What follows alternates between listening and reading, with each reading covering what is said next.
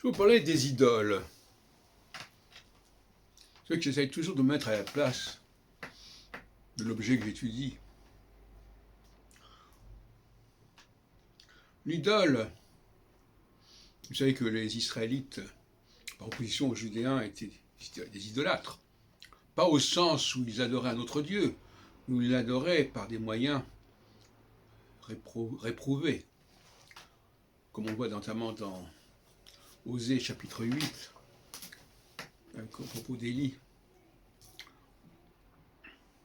Une idole, est-ce qu'on attend une réciprocité de la part d'une idole? Pas vraiment. On se polarise sur elle, on l'aime, on l'adore, comme on dit, on en fait le culte, on en fait un culte, mais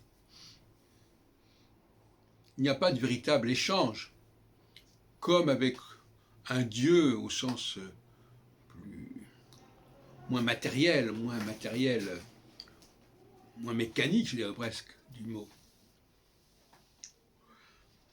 Par conséquent, le christianisme n'a pas de problème avec l'idée d'un amour non réciproque,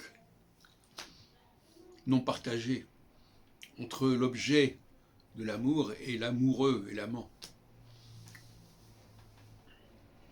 Par conséquent, s'il décide d'aimer Yahvé, et qu'il le considère comme une sorte d'idole en fait de compte, puisqu'il le représente notamment par le veau d'or, par des différents bovins dans le royaume d'Israël, schismatique par rapport à celui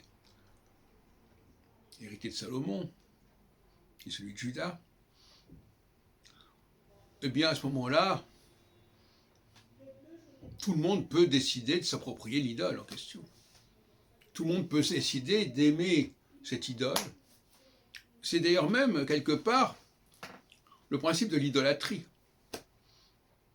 Le bon côté de l'idolâtrie, c'est que c'est ouvert à tout le monde. Un objet, c'est un outil. Et un outil, tout le monde peut s'en servir.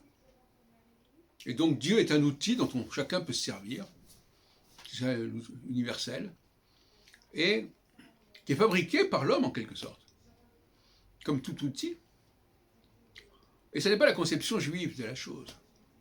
La conception juive de la chose, c'est que ça va en sens inverse. C'est Dieu qui vient vers nous, et ce n'est pas nous qui construisons Dieu et qui nous l'approprions.